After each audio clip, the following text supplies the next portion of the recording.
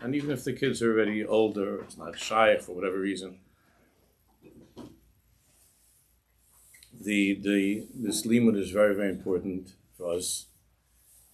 and there's some wonderful, very helpful svarim in Lashon HaKodesh in Hebrew, and one or two that have come out over the past few years in English that are helpful with this. And we're going to be looking at different things. I wanted to begin with this parak from a sefer that came out recently.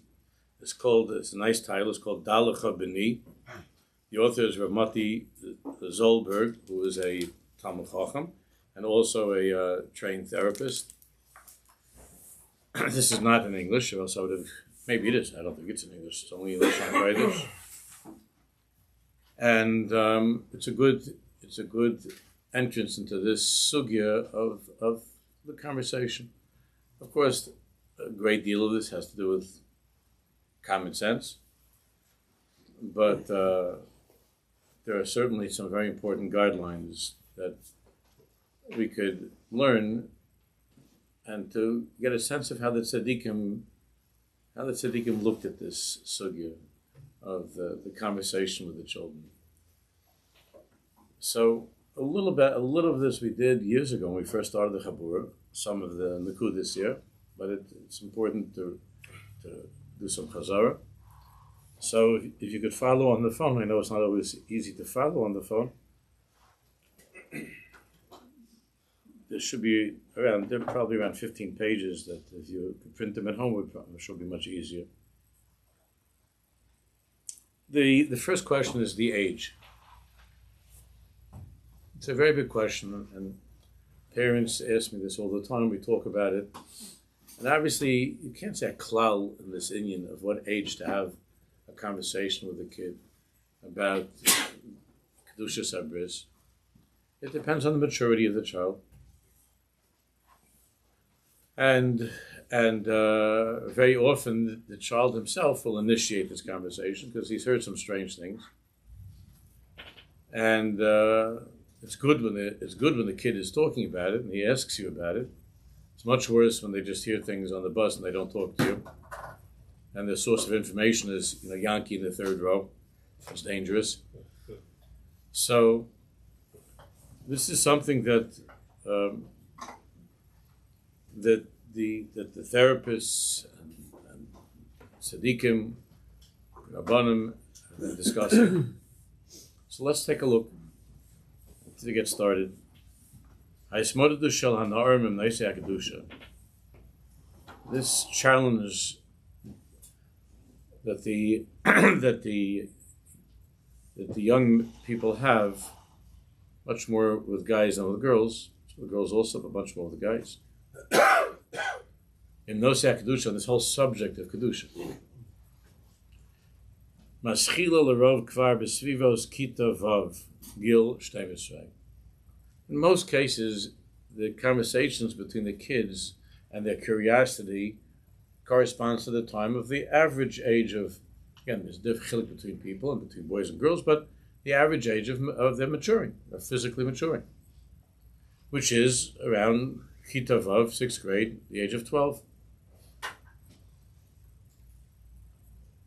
That doesn't mean that the kids haven't heard of something or seen something somewhere before and are confused, but the confusion turns into a certain level of desperation once the body begins to mature.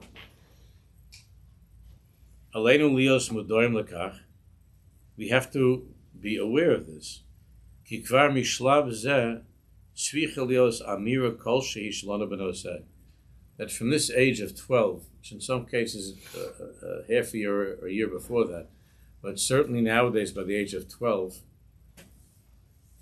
there should be already some conversation, some discussion by the age of 12, and the kids are beginning to mature. Kamuvan shalakol gil v'chol migzar yesh es ofen hagisha harotzer l'naisezeh. Obviously, depending upon the age and the maturity, it's a different kind of conversation. Ach yesh li yizor shehes laptus v'achshash l'gavi ofen kiyum sir zeh v'azman hanachon lo yavilo osam lebricha miha'isuk binyan. But the important point that he's making here is that all fathers, this is something that we should not leave up to our wives. I know 95% of the stuff we do that, we find ways of getting our wives to do things. But when it comes to this conversation with a boy, that's our job as fathers. And what he's saying here is that there are so many reasons why not to have this conversation, why you feel so completely awkward and uncomfortable to have this conversation. So what happens to many of us is that we just avoid it. That's what I did. We just avoided it. The way that I handled my father never said a word to me about any of these things. It wasn't something, at least in the world that I was in, that wasn't something that we heard from our fathers. And when it came time years ago for me to have this conversation with my son, instead I learned to cipher with him on the Indian. I learned there was a certain different sefer, Kedusha Chaburas, and he didn't ask anything. He just sat there and listened, and I felt I'm such a great father. Like I really, most fathers would never even do such a thing, to learn this very difficult, mysterious sefer on Kedusha Chaburas, which had a lot of inyanim and avoid and so on that I really didn't even explain to him. I just looked at him and he didn't look at me, so I figured it's okay. And so it went on. So I am a model of what not to do when it comes to this, and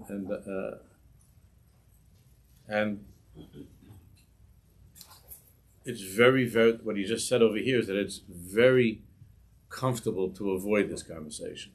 So all of the complications of what age, is he ready, is he not ready, what should I say, how should I say, all of these should not be used as an excuse, livroach, to run away, which is very common, just to avoid it, to run away. Or to think that somewhere the Rebbe is going to talk to him about it, or something like that, to avoid it. Because of Dr. Daniel Adenson, so this firm therapist wrote, Siyanti pam ba'ozne ad Mahad Mor Minach. He said, I once mentioned to the Novominsker Rebbe, Shabi Yaakov Kamenetsky hayamar lechanech yeladim alados inyani min begil 16. That he mentioned to the Novominsker Rebbe that Rabbi Yaakov Kamenetsky would recommend to people to have this conversation at the age of 16. Tkuvasa Haisa, the Novominsker Rebbe, who was already really, I would say, the next generation, but was considerably younger than Rabbi Yaakov, and was also American. Rabbi Yaakov, the Novominsker Rebbe, is American, and also his wife was a therapist. So the Novominsker Rebbe's response to this was, Zemu Chamidai Liyiladim Shel Hayom. That's already too late for the children these days. 16 is too late. And this conversation that he had with the Novominsker Rebbe is already 40 years ago. Yesh Yiladim B'nei Shmona. The Novominsker Rebbe said, nowadays there are kids who are 8 years old. Shiodim Yosef told me, they know more about these things than I do. They're 8 years old. And we know this is true. Next page. This is also brought from the Mashgiach, Eretz Yisrael, Dov Yafa, Zechron Levracha. Choshuv ma'od l'darba al kach mikodem shenech shalom chas v'shalom michosi yediyah. The key thing is to have the conversation before the child falls into a certain pattern of behavior. So since nowadays there's a very strong likelihood that he saw something on a phone, somebody showed him something, he heard about something, and he's starting to notice that girls are different than guys, and so on, at a very young age. There are young men who have told me, And the conversation is that they were nichshel when they were 10 years old. They already were doing things when they were 10, 11 years old.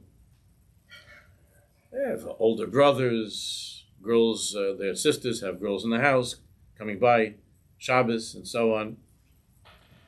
And these boys are oftentimes acting out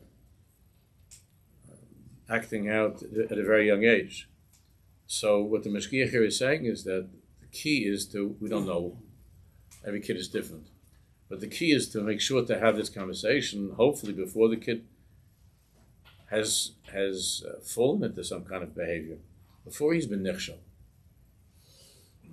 So obviously, 10 years old, the kid hasn't reached puberty, so it has that child. Right. So I always thought that, but I've had situations where guys have told me that they were 10, 11 years old. They had Hebrew Aveira, and that they're physically, they're different kids. There is such a thing. So I'm not saying to be on the safe side you have to have with a 9-year-old, 10-year-old. You could assume that it's still safe at that time. But certainly as we're rounding the corner 11 to 12, these days you have to be very careful. They seem to be, Teva changes, and they seem to be reaching puberty at an earlier age. It could be it's in the sushi or something. I don't know what's going on. But something is changing. So the important thing is that before a child is nichshel, it's not his fault. He doesn't know what this is, and he's mechaysi yediyah. Doesn't know.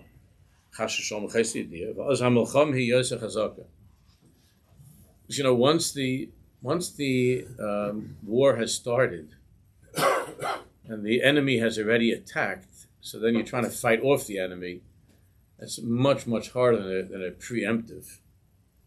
Preemptive means if a child is not shocked by discovering something with his body and his life, he's not shocked to discover something, and the lashon that they use nowadays is freaking out because of what, and then talking to some friend of his about it, whatever.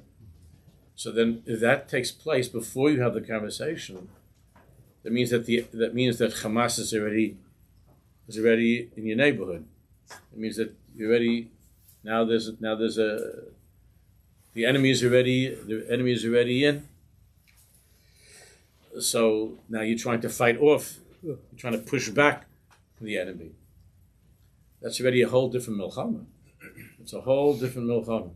And even if you missed it by one week, if you missed it, it's an entirely different milchama. There's a thing about children also, that just from experience, talking to so many guys when they get older, I've seen guys, I've heard this from guys over the years. There's a deep resentment that they have. They're angry with their fathers for not talking to them. Like, why did this happen to me? Like, why didn't my father talk to me?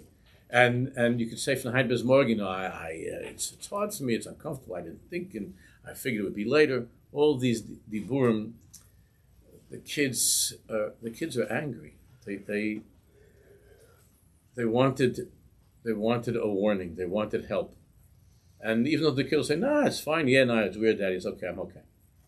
They say that, but inside it doesn't seem to be so posh. Again, I'm just things that guys have told me over the years, that they felt it would have been really, really helpful if my father would have been like enough of a gever to have this conversation with me instead of like what happened. Because the child feels, even after once or twice of being nichshel, after he tastes of something, so it becomes much more difficult to turn it back than the preemptive strike. It becomes much more difficult. It's a huge struggle afterwards as well. But he doesn't feel alone. The kids are feeling alone. Again, the girls mostly grow up happy and well-adjusted. Then they end up with all kinds of messed up husbands. I mean, it's going on all over the place. And and it would have been just a conversation or two or three for that kid not to feel like I'm alone, or I'm disgusting, or I'm weird, I'm a Russia. It would not have been. It would not have taken that much to at least relieve the child of that feeling of being by himself, which is terrible, a terrible, terrible feeling.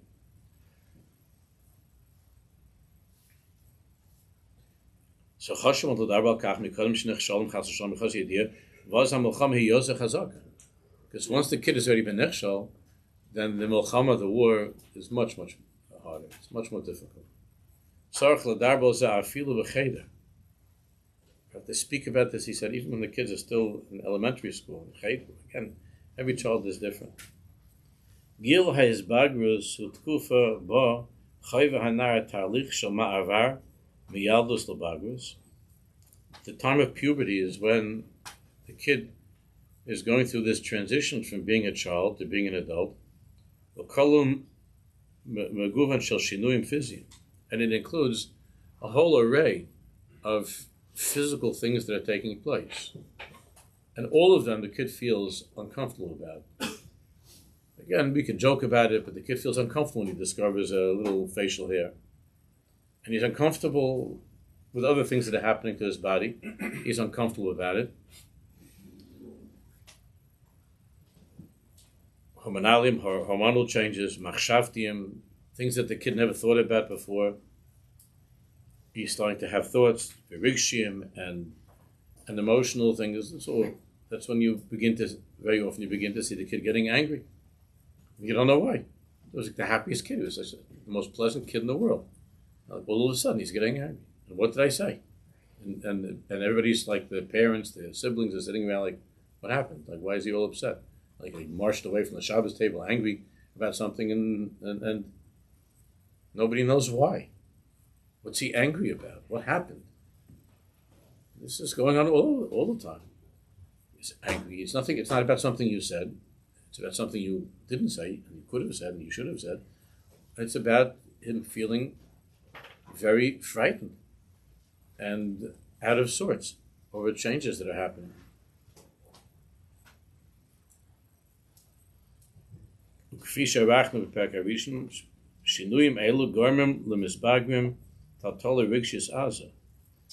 These changes that are taking place in the kid's body and his psyche, these changes, tatal is a Hebrew word for it's traumatic. Another word is thrown around a lot these days, but this is really traumatic for a kid. For a boy, it's traumatic. So taltola rigshis aza, very strong emotional traumas. The kid experiences this. V'machbil arloism it's atzmais sugyos hakshiros l'ma'amadam ha'chevrasi b'kvutzas ha'shavim. And together with all of this, the child begins to feel very, very powerful need to fit in and to be what is considered normal in his environment, in his chevra. Lemida shaychusam lemikumam chevrati. Because at the same time that the child is physically maturing, he's going through puberty, he also has this tremendous, at the same time he's developing this tremendous, powerful drive to be able to find himself a place in the world, to have his chevra, to have his group, where does he fit in? And we're all frightened about that. Which chevra is he going to want to be with? Who are his chaverim? And how do these guys, these boys, how do they define normal? And what are the conversations they're having about what's normal? And it's terrifying to think that the definition of normal is going to take place through a conversation of a couple of 12 or 13-year-olds of what's considered to be normal. And then, who's the Rosh Kol HaMedarim? When I grew up in the chevra that we had in the shul, there was one person who was very, very outspoken and very strong, who was particularly dumb. I was trying to think of a nicer word, but he was just dumb. And but he was like the Rosh Kalmadam, like everybody would sit around and he would give drushes on these and yonim. He was just it was dangerous, and none of the fathers, maybe I heard it's an interesting thing how it was in those days that the groups were very much children of Europeans and then the American. So I was with all the Europeans. That's how it was. That the children of the survivors tended to be with each other, and none of our fathers ever spoke about it. And I would find out later on that by the Americans, like they had, the dad took them out to a ball game and they had a barbecue and a conversation, and our fathers were mostly sitting around and thinking about things, but we didn't have the ball game barbecue conversation. No, my father did take us to a baseball game once a year, but it didn't. He just sat with a newspaper, the Yiddish paper, and read the whole time, and then every now and then he would look up and he would just shake his head about how stupid this thing is. And he would always ask, why is he holding the ball for such a long time till he throw it already? Tell him to throw it already so we can get home. But this is ridiculous. So that was the baseball, day of the year. We went to Yankee Stadium. It was a whole thing. Because there were two fathers that switched off. They were both survivors. So it was both very, very wonderful, cheerful experiences. Going to Yankee Stadium, for the annual outing. And it was the same thing. He was also what kind of idiotic game is this? What a Goyish Cup and how do they do this and who needs this and whatever. And we were just all excited. Mickey Mantle's coming up to bat, and the guy takes a stick and he hits a ball, and whatever he doesn't hit it. And these were the conversations, so it's part of that whole culture that growing up was very not American in my little circle, and there was no havimina that any of our fathers ever spoke to us about any of these things. My father's the most loving, caring father, and I felt I could talk to him about other things, but there were things that I felt you don't talk about. It's not nice, and that can't work anymore. I mean, maybe through history there was some way of pulling through all of that, but it doesn't work anymore. And the kids are going to want to be part of a certain chavra.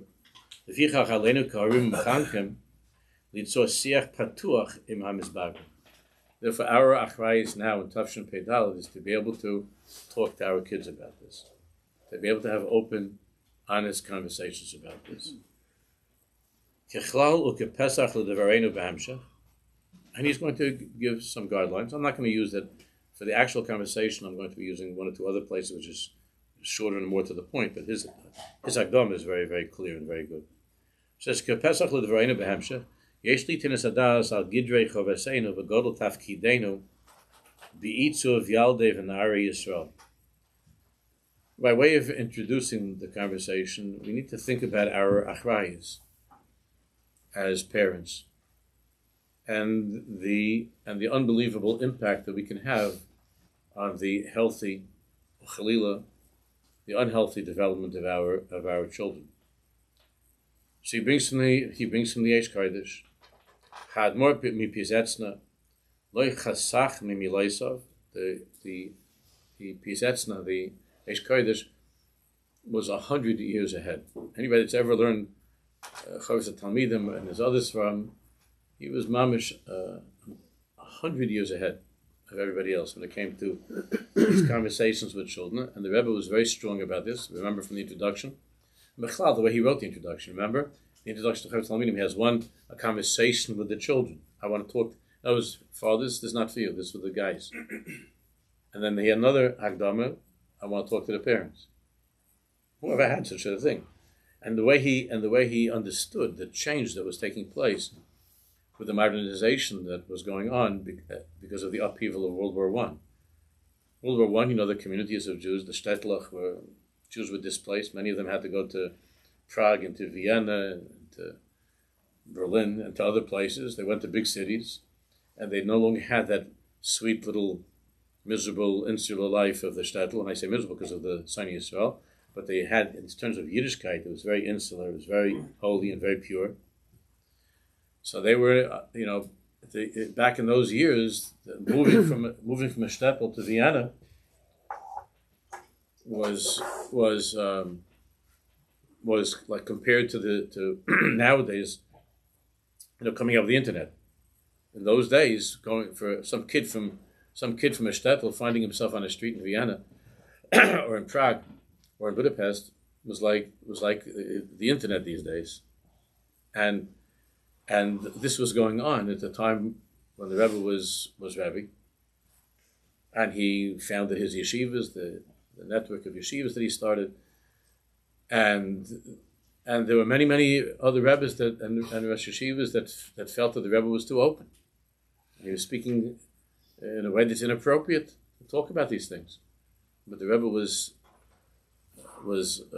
a man of the future, and he had that vision. He understood where the kids were going, and what they were going through. The kids at that time,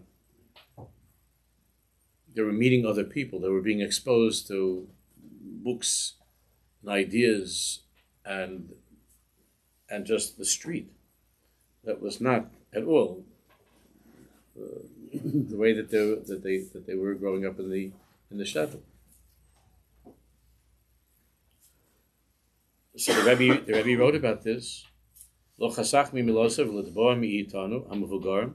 The Rebbe was very hard. Again, I'm talking about, if you remember the introduction, the Rebbe was very hard on the parents. He was very critical of the parents, which was a complete v'nahafeichu of the general mahalach of how things were.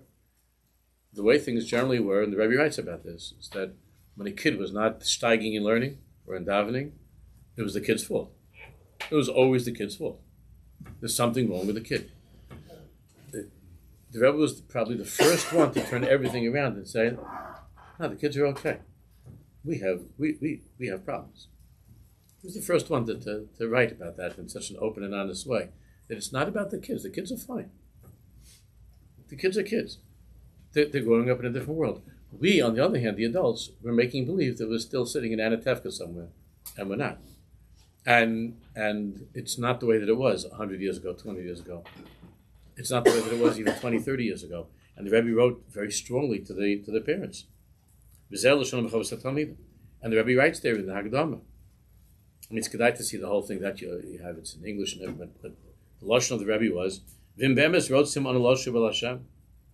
He says, if we really want to return to Hashem, well, the sakan is a sheri vasno b'zeh, and to repair what we damaged. He said, we damaged our children, and if we really want to do tshuva and to repair what we've damaged, aleinu lahakir gam es chelik ashmaseinu b'zeh. The beginning of tshuva, the Rebbe writes, is to acknowledge our blame, that we're to blame. It's not what happened with the kids, what's wrong with the kids, what's the matter with the kids. We weren't like this, There's some parents that still use this kind of stuff. It wasn't like that. I didn't have this. How come I was such a good boy, I never had these issues, and how come you're talking such chutzpah? So the Rebbe said, we have to accept and acknowledge our own blame, our own guilt.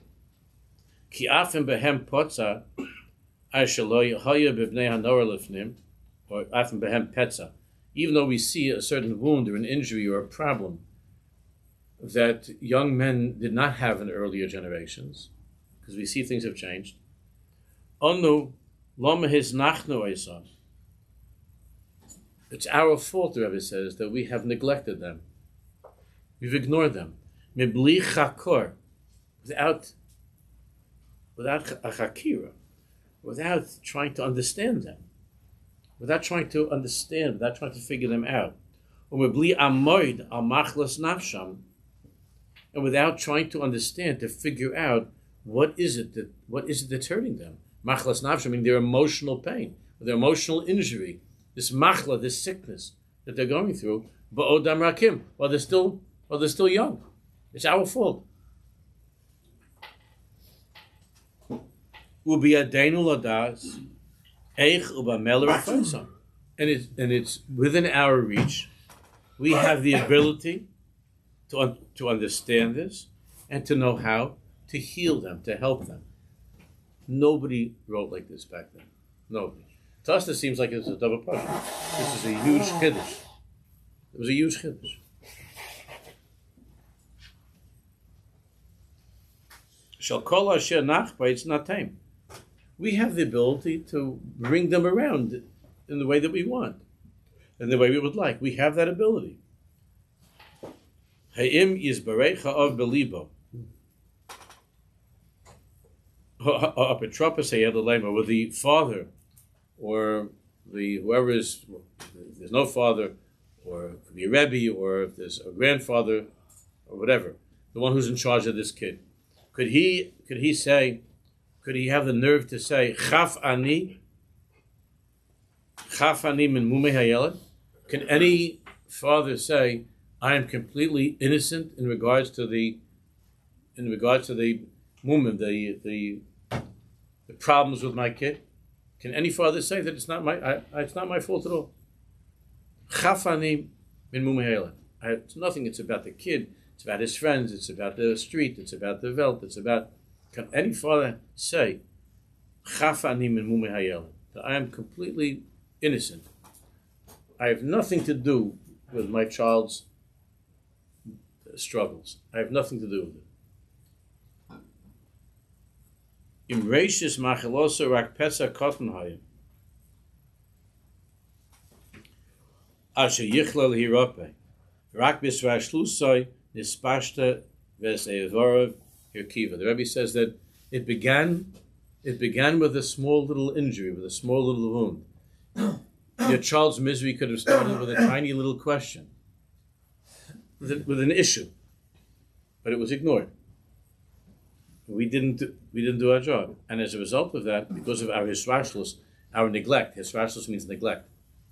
That because of our neglect, this pashta, this little cancerous growth on the child's heart and in his brain, spread.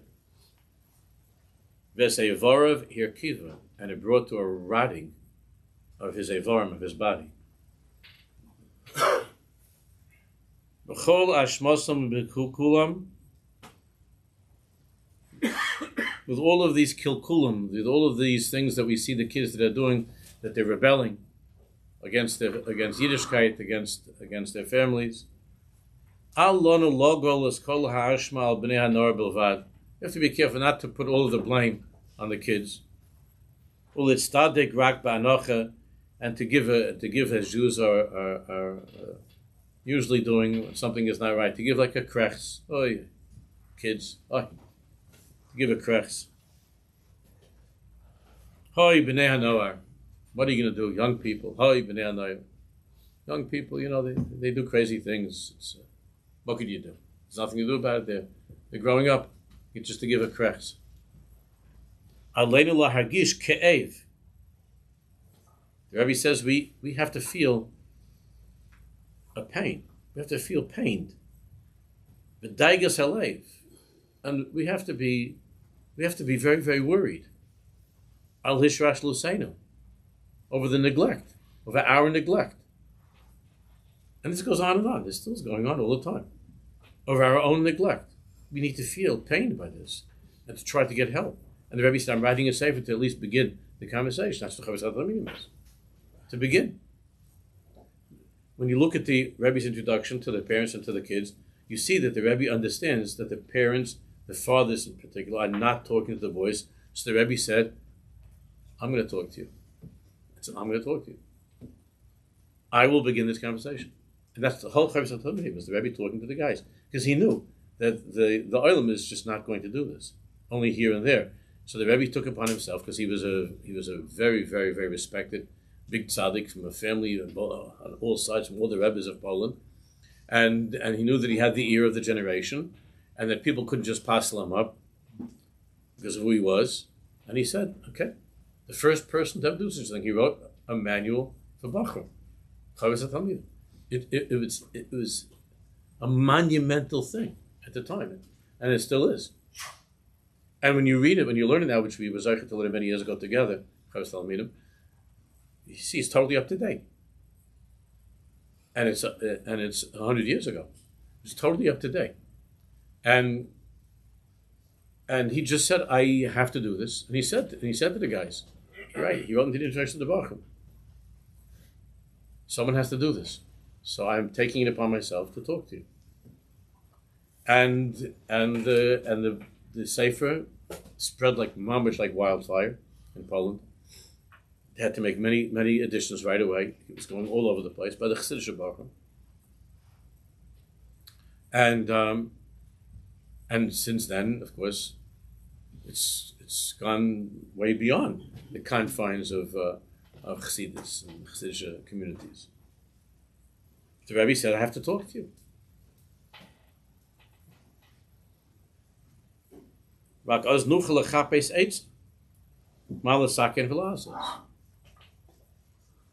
Only if we feel this pain and we acknowledge that we share in the blame. Yeah, kids are difficult, but that we are largely to blame for these things. Only then can we begin to find out. And I've spoken about this, and this does not make me popular, and I don't care, but I've spoken about this very openly, and I've been very much criticized about this. Any society that is not willing to speak openly and honestly about the challenges and their faults is and instead criticized any questions that are asked. You're not allowed to ask any questions. You're not allowed to challenge that maybe something here is not the way that it should be. Any society that cannot be criticized is in danger of falling apart. It's in danger of imploding, of being destroyed. The trademark of Am Yisrael as an Am Chacham B'Navan from the beginning of time is to be critical and to be honest. Critical doesn't mean that we don't love our Rabbanim and we don't love the Rebbeim and our leaders and so on, and we don't love our principles and our Mechanchim, but loving and respecting does not mean to shut down and to be forbidden to ask questions. To ask serious, real questions about the so-called system. To be honest and to talk openly and honestly about it. And if the system shuts down the individuals from talking, it's doomed. It's been like that with any system. Any system that's not introspective, that's not honest, and does not want to know what could I do that's better. Can I do something that's better? Is there something that needs to be changed? And instead, the system can hide behind all kinds of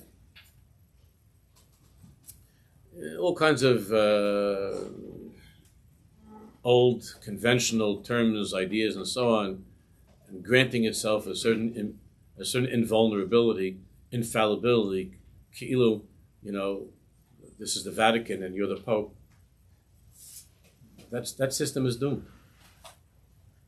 Only when there's introspection and honesty and constant reevaluation and hearing what's on people's minds, and that parents should not be afraid to talk about what they're worried about, not just with each other, but to be able to talk to their Rabbanim, to be able to talk to their Rebbeim, to be able to talk to the leaders, and to have conversations and to hear what the kids are thinking about, and to want to know what's on their minds. What is it that's bothering the kids? Why are the kids unhappy? Why are so many kids suffering? But this is what the Rebbe was talking about in the introduction. Instead, there is this self-defensive reaction on the part of the older generation to say, the kids are messed up, they're getting messed up, who's messing them up? They're getting messed up, it's the internet, it's the society, it's their friends, it's I can't let my kid go to that person's house anymore, I got to do this, I have to make sure that there's nobody that's not religious that lives within a 10-mile radius of my house. That's what's destroying my kid. All of these very, very defensive reactions that come from a terrible feeling of insecurity and a helplessness lead to the complete and utter loss of respect on the part of the tzibur and on the part of the kids. And their feeling is just that they just don't get us. they don't understand me, and then you've lost the kid.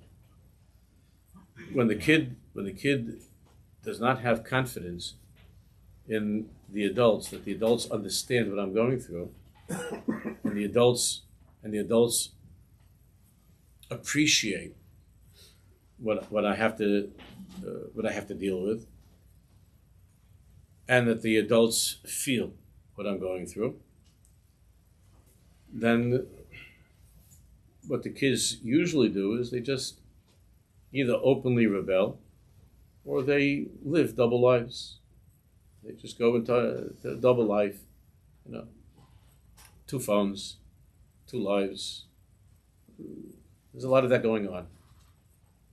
On the outside, to present as being a nice, firm boy, but with all kinds of funny things going on, as long as the parents don't find out, and as long as the Rebbe doesn't know. That's a very, very unhealthy way to live. It's a terribly, terribly sick and unhealthy way to live. And the Rebbe's saying it's not the kid's fault. We have to accept the blame. That we're guilty of this. Yes, there are unbelievable nisyonis in these days, and but unless we accept responsibility and we talk, only then can we try to think of answers of how to fix this, of what could be done. Not when it's too late, when the kid's already gone through a million things, and he's already has all kinds of sorrows, and we're trying to call up to find out who's the best therapist in the 5 towns. What are we going to do with this kid? Or then to ship him off to some psychiatrist to get a shot, and then to rehab. That whole cycle of misery that we're familiar with. Before that, long before therapy, long before the kid is tempted to try to smoke this or to taste that, long before. L'rape es shever ameinu. The Rebbe says to heal the tzibrochenkait, the brokenness of our generation. This is not something new. The Rebbe is talking about this now. This has to begin earlier. La'aloch l'maaseh, Agam Rav Shmuel Vosner, the Shevet HaLevi, Rav Vosner, who was nifted just a few years ago. He was a huge posek and tzaddik. Har al choves haramim chassidisha. Har al choves haramim mechanchim, l'lamid lahadrich talmideim b'noisei kedusha. And he writes about this in his shuvas. That is the responsibility of the Ramim, also of the Rebbeim and the yeshivas. Again, it's primarily left up to the parents, but to have these conversations in school as well. And he wrote in his shuvas, Al Ramim b'mechanchim mutal chayv kadosh lekavin amkus darchei achinuch neged tofos agumos ha'el. It's the responsibility of the Rebbeim, also the teachers. There's a chov kadosh to understand the amkus of the new ways of educating, so that we don't have these situations. And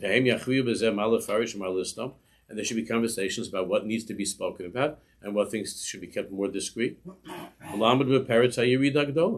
to stand and to do something about this peretz, meaning this terrible gap that's in our society. In order to bring our boys to a place where they could have Yiras Shamayim, which is Tahara and is Omedes La'ad, and that they won't fall into these things. They won't Chalila be destroyed. That they should be able to continue to learn Torah b'tahara. He just brings a quote from a Volbi. V'gam b'hatakif or b'heskef ha'yetzer koshas ein li'as yayish l'his atzmei.